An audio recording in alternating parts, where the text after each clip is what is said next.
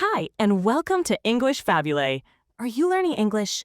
Great. Let's learn English with a very interesting story. Don't forget to subscribe, like, and comment. Let's get started.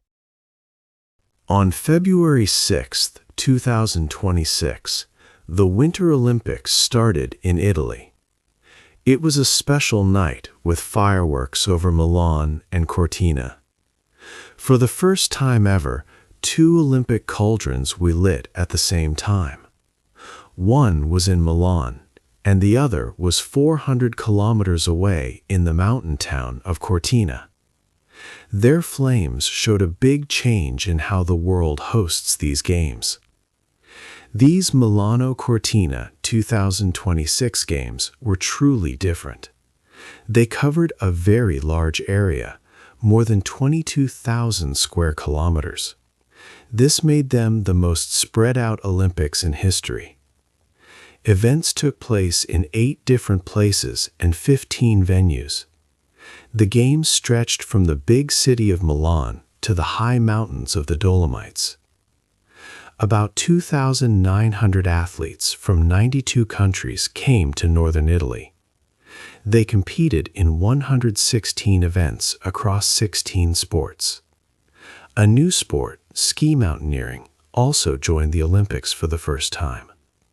But these games were more than just about the sports.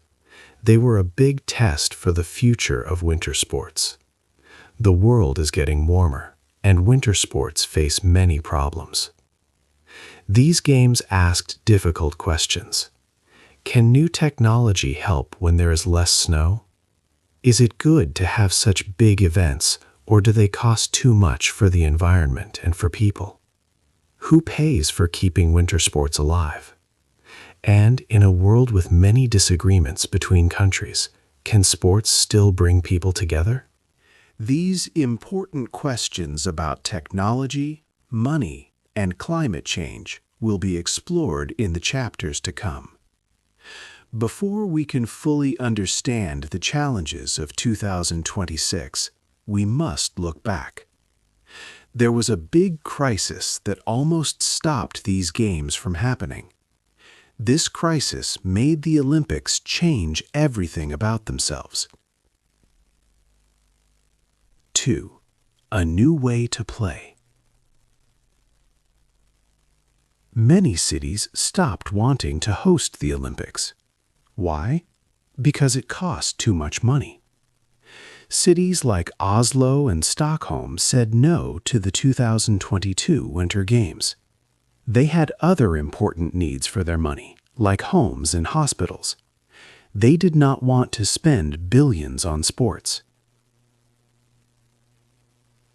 The International Olympic Committee, or IOC, saw this big problem.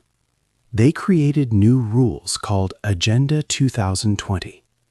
This was a plan to save the Winter Olympics. The new rules said that cities should use buildings that already exist. They also said that more than one city or even more than one country could host the games together.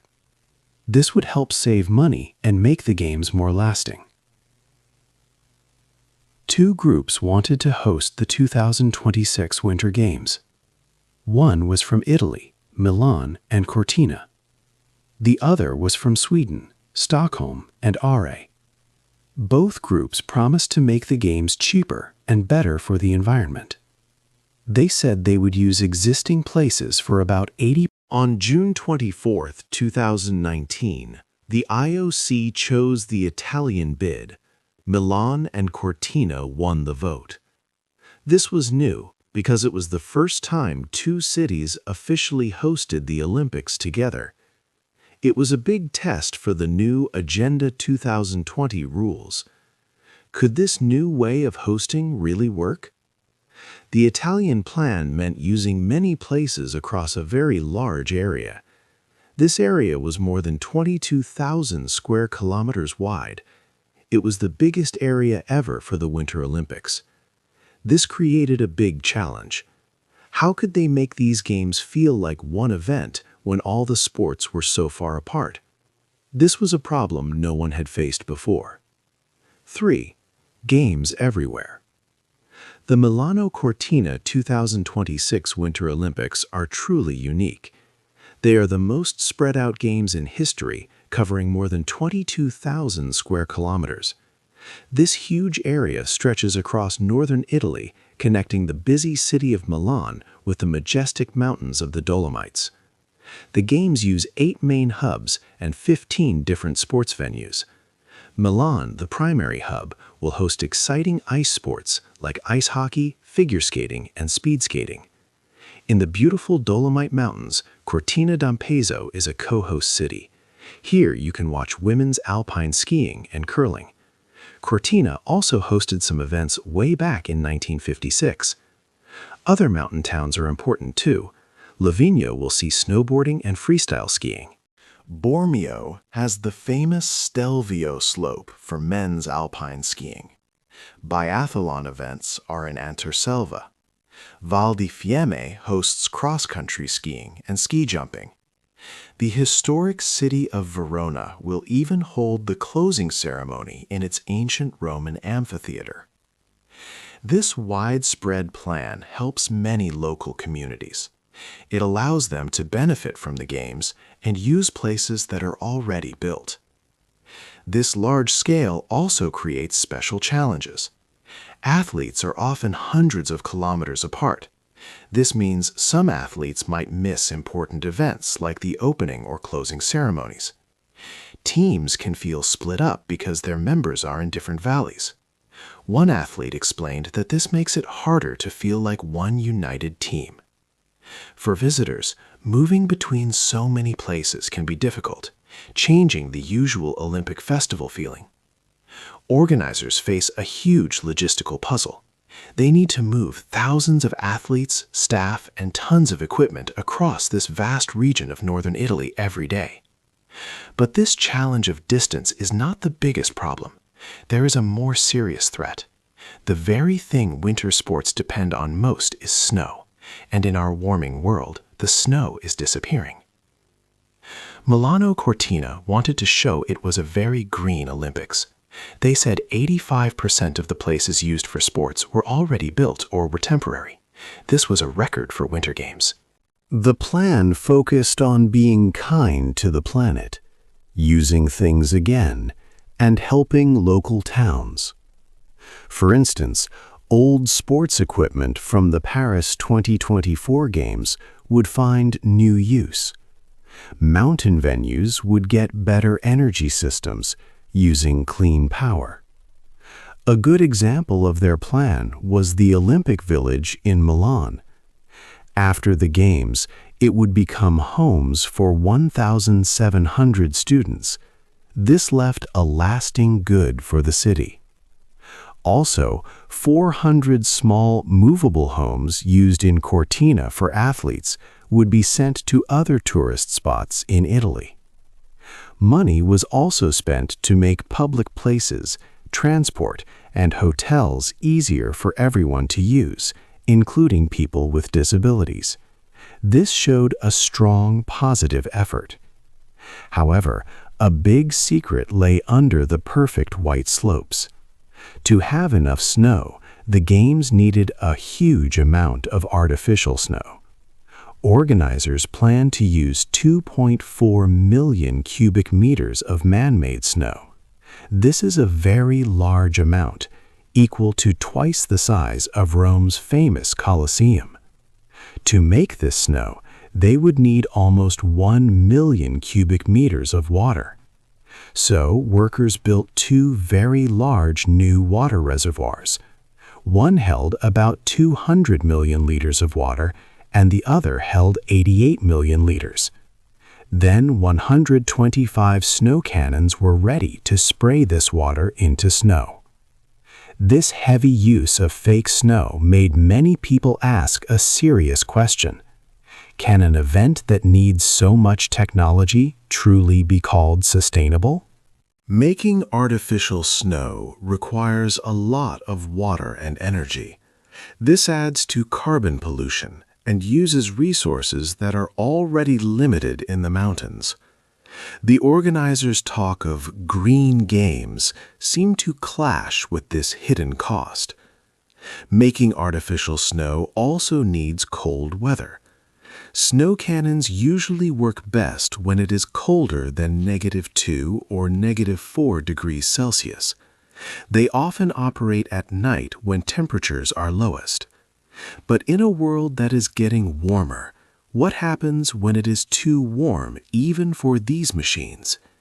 This question points to the true big problem facing winter sports. 5. The big problem. The problem was clear. The world was getting warmer. This was a big issue for the Winter Olympics. In Cortina, where the Games were held, the weather had changed a lot. Since Cortina hosted the Olympics in 1956, February temperatures had gone up by 6.4 degrees Fahrenheit. This meant the snow was in danger. Milan had also become warmer by 5.8 degrees Fahrenheit. Now, in February, the average temperature in Cortina was about 27 degrees Fahrenheit. This is very close to freezing point, which is when snow turns to water. The natural snow was getting less. From 1971 to 2019, the average snow depth in Cortina went down by about 6 inches. The days with freezing temperatures, which are needed for snow, also dropped by almost 20%. This was not just Cortina's problem. All cities that hosted the Winter Olympics since 1950 had become warmer. The average rise was 4.8 degrees Fahrenheit. Scientists say this is very serious. They predict that by 2050, almost half of the places that can host Winter Olympics will not have enough snow. Later this century, only a few old host cities will be cold enough for the Games without a lot of help from machines. Making snow for the Games used a lot of water and power. For the Milano-Cortina Games, about 2.4 million cubic meters of artificial snow were needed. This required nearly 1 million cubic meters of water. 2 huge water containers were built for this, along with 125 snow machines. These machines need very cold air to work, usually below 28 degrees Fahrenheit. But sometimes it was too warm even for the machines to make snow. This need for artificial snow used a lot of energy. This energy added to carbon in the air, which made the climate problem worse. The cost of making snow was very high, not just in money, but also for the environment. This was a problem for more than just the Olympics. It was a big threat to the whole winter sports business. This industry is worth billions of dollars. If there is no snow, ski resorts will close. Many people will lose their jobs. By 2050, the winter tourism industry could lose up to $30 billion. The world was changing. Natural snow was becoming very hard to find. The Games relied on nature, but nature was not a sure partner anymore. Now, another big problem started to appear. This problem was about politics, and it threatened to divide the Olympic spirit itself. 6. Not just a game. The Games were not just about sports. Political problems also cast a shadow. A big debate was about athletes from Russia and Belarus. They could compete, but under strict rules. They were called individual neutral athletes, or AIN. This meant they had no national flags, no anthems, and their medals did not count for their countries. The International Olympic Committee, or IOC, created a tough process to check these athletes. A special group checked their backgrounds. They made sure no athlete worked for the Russian or Belarusian military. They also checked that no one actively supported the war in Ukraine. If athletes passed, they still faced limits. They could not march in the opening ceremony. All team sports were banned for these athletes. This rule stopped Russia's strong men's ice hockey team from playing. Many people had different feelings about these rules. Some countries, like Latvia, chose not to show AIN athletes on their TV. They showed ads or interviews with their own athletes instead. This was a quiet protest. Some people also asked questions about other countries. For example, the United States Army sent 9 soldier athletes to the Games. The Army has a long history of military people competing in the Olympics. Critics wondered why the IOC treated Russian athletes differently from military athletes from other nations. This showed how complex the rules were. Before the Games began, Italian officials stopped cyber attacks from Russia. These attacks tried to harm the Games. This showed that world conflicts reached the Olympic event itself. During the opening ceremony, some athletes received boos. Israeli athletes heard boos. Ukrainian athletes received loud cheers. Some U.S. officials were both cheered and booed. These moments proved the Games could not hide from global politics. They were part of the bigger world. With all these challenges, the main part of the Olympics, the athletes, would soon take center stage. Their personal stories of hard work, big comebacks, and winning against the odds were about to begin on the ice and snow. 7. The athletes' stories. The Olympic Games are not just about countries or big problems. They are about the people who compete. Chapter 7 tells some of their amazing stories. These are stories of hard work, hope, and coming back from challenges. Lindsey Vonn is a very famous skier. She is 41 years old now. She stopped skiing in 2019, but she decided to come back. She already has 1 Olympic gold medal from 16 years ago. Before these Games, she won 2 big races, even with a special knee from an old injury. But just days before her race, she hurt her knee again. Doctors said it was bad. Still, Lindsey said, "I will make it to the starting gate." Her story shows amazing courage. People want to see if she can make the greatest comeback ever. Mikaela Shiffrin is another great skier. Many people say she is the best in history. She has won over 100 World Cup races. But in the last Olympics, she did not win any medals. Now she is 30 years old and wants to show everyone her strength again. She has won many slalom races this season by a lot. She hopes to add more gold medals to the 2 she already has. In figure skating, Ilya Malinin is a young star. He is 21 years old and people call him Quad God. This is because he can do very difficult jumps. He is the only skater who has done a special jump called a quadruple axel in a competition. He does a record number of quad jumps in his performance. His skating is thrilling to watch. Hockey fans are very happy because NHL players are back at the Olympics. This is the first time since 2014. Famous brothers Brady and Matthew Tkachuk are playing for America.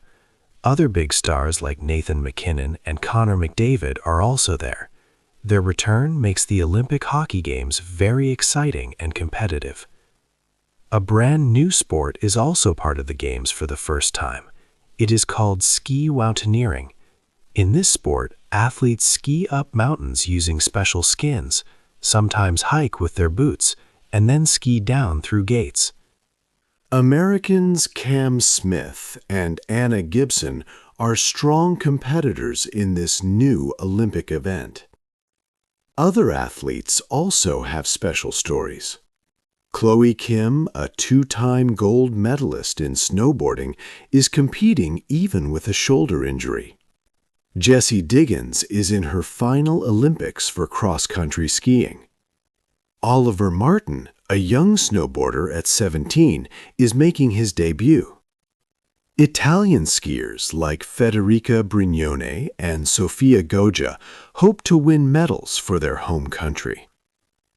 These athletes show great strength and heart.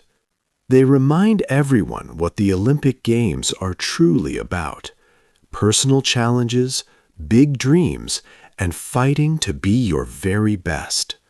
Their stories are the heart of these games. The Milano Cortina Games were a big test for the future of the Winter Olympics. The event was spread across 8 different places, from big cities to high mountains. This meant covering over 22,000 square kilometers. While this helped many towns, it also made things hard for athletes. They were often far apart in different Olympic villages, missing the feeling of one big team or important ceremonies. Driving between all hubs would take a long trip of about 850 kilometers. This was a new way, but it showed that bringing people together across such a distance was a challenge. Organizers tried hard to make the games sustainable. They used many old sports buildings. But the Earth is getting warmer, so much artificial snow was needed. They used about 2.4 million cubic meters of fake snow. This is twice the size of Rome's Colosseum. It needed 948,000 cubic meters of water and many snow cannons, supported by 2 very large water reservoirs. This use of technology helped the games happen. However, it also showed how serious climate change is. Temperatures in Cortina have risen by 6.4 degrees Fahrenheit since 1956. This means nature provides less snow, and making fake snow costs a lot of energy and water. Some people wondered if the games could truly be called green, especially with a big oil company as a sponsor and new corruption investigations happening. The games also showed how world problems affect sports. 20 athletes from Russia and Belarus competed without their national flags. There were reports of cyber attacks, and some people in the crowd showed mixed feelings, cheering and booing for different nations. This proved that the Olympics cannot fully escape world disagreements. These games were a very important moment. Athletes like Lindsey Vonn with her brave comeback and Michaela Schifrin aiming for more wins showed amazing human spirit. New sports like ski mountaineering joined the event too. But the games also made clear the big problems that still exist: climate change, money issues, and political fights. The United Nations has even said that the winter tourism industry could lose up to $30 billion by 2050 because of less snow. After the flames of the 2 cauldrons went out, the real questions remained. Did this new, spread-out way of hosting truly work well? Can winter sports keep going in a world that is getting warmer? The Milano Cortina Games were a brave effort to adapt, but the future of the Winter Olympics is still very unclear. The ground beneath winter sports, like thinning ice, feels less and less strong. What do you think is the biggest challenge for the next Winter Olympics? Hey there! Just a second before you go. If you learned something new today, please give this video a like, write your thoughts in the comments, and subscribe to the channel. It only takes a second, and it really, really helps to create even better English videos for you. Your support means the world.